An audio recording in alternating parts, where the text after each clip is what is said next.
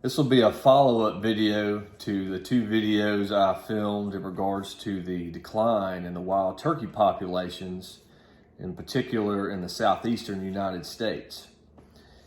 In the original video, I'd mentioned I spoke to the head biologist for the state of Georgia on some of the reasons for the wild turkey population decline. And they had reduced the bag limit from three to two gobblers per season, and only one gobbler per day. And that is the case for the 2023 season as well. Now, we were in agreement that it is primarily a predator issue. However, one thing that they can control is the human element, and that is the regulations on bag limits and the shortening of the season.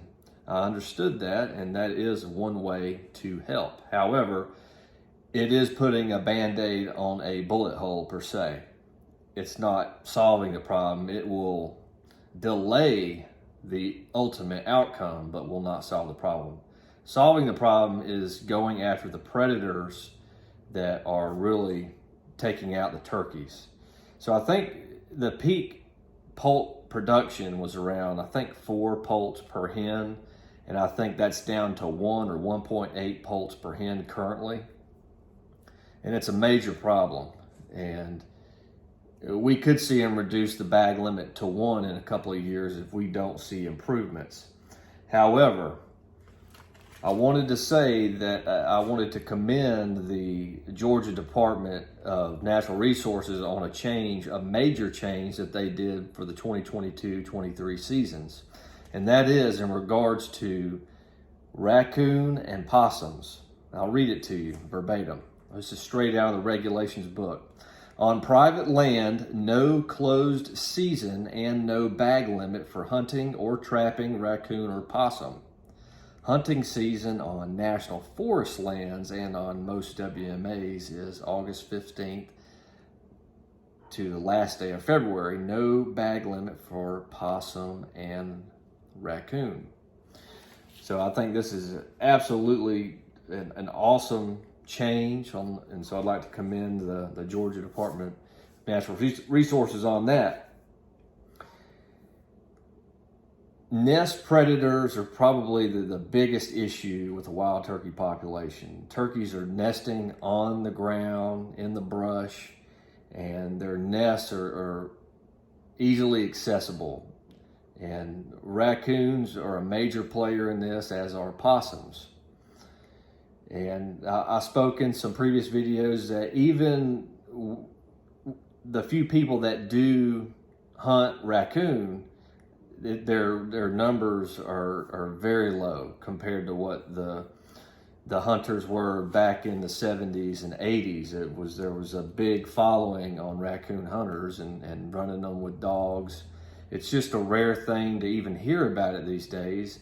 And if you do find a group of raccoon hunters, and I heard a story about a group being discovered not far from one of the properties that we hunt, and they don't even harvest the raccoon. If their dogs tree the coon, they'll shine them with lights, they'll take some pictures of them, and they'll upload them in some app, and they sort of compete on just off the pictures themselves. They're not harvesting the coons. So basically, even the coon hunters aren't even affecting the raccoon population. So I think the number one thing hunters today can do to do their part is to harvest as many predators out there that are wreaking havoc on the turkey populations. And these can be coyotes, bobcats. Now, of course, there's a season on bobcats still, so be sure to follow up on the regulations. But the coyotes, bobcats, raccoons, possums, armadillos, and wild hogs are a major issue. I'll give you a good example.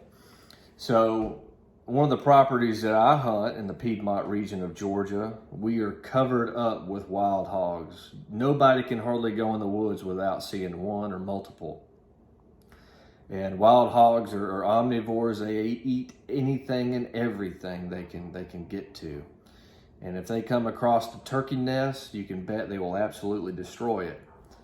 So if you want to do your part, even if you're deer hunting, take a bow with you, take an air gun with you if you want to try to maintain your silence, your stealth, and take out coons and possums when you're deer hunting. So do your part if you really want to see the turkey populations come back. There's some ways around that. And I have another friend that's been hunting a particular piece of property in the area of the Piedmont region of Georgia for 10 years. He's never seen or heard wild hogs on his property. However, this year, it's the first year, he's got them on camera. So if you don't have wild hogs on your property yet, it's just a matter of time, a matter of when, not if. And subsequently, he has seen his turkey populations decline as well. And I have an uncle who has a farm in northern Alabama who is covered up with wild turkeys. He has more wild turkeys than he could have people to hunt them.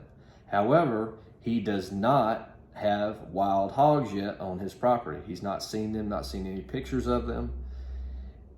I think there's absolutely a correlation between if you have wild hogs, you're probably going to have less turkeys. That's just one example.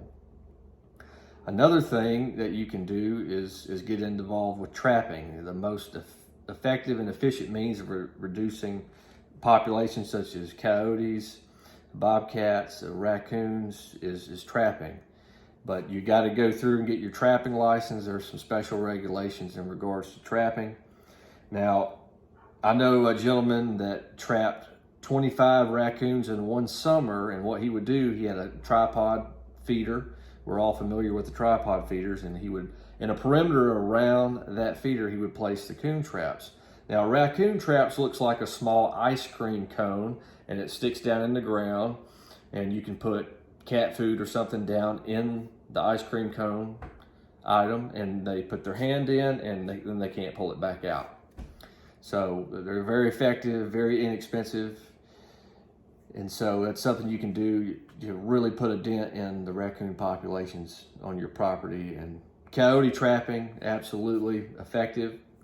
But there's an art and a science to it, particularly with coyotes and bobcats, because you have to pay very close attention to minimizing your human scent while setting up those sets. So you really need to get with an old timer who is a master at it to really be trained proper. What else can the DNR do to help the situation? I would say further deregulation in regards to trapping. So for example, I would say in things such as raccoon and possum trapping, maybe they allow people to trap those species without a trapping license. And something, for example, one of the main reasons for the actual trapping license, I would say, is especially in regards to traps that catch coyotes and bobcats, sometimes on super rare occasions, somebody's pet, dog, cat, might get trapped in one of those traps. Now, in those situations, a trapper is supposed to carry what they call a catch pole. That's just something that they tie around the animal's neck so that they can get the animal's foot out of the trap and set the animal free without harm in those scenarios. So I understand that for the further regulation, but things in regards to catching raccoons, such as raccoon-specific traps, I think it's a very small probability of any type of pet getting their foot caught in one of those traps, especially if somebody's hunting in a rural environment. So if there's something else the DNR could do, is certainly deregulate the trapping and license requirements in those elements. So definitely put your input down below, comment on this topic. What else do you think that we can do and the DNR can do to help bring back our turkey populations? And what do you think about this major change on the raccoon and possum regulations? And share this video, subscribe to the channel, hit the thumbs up icon, it all helps. Thank you for watching, have a great day.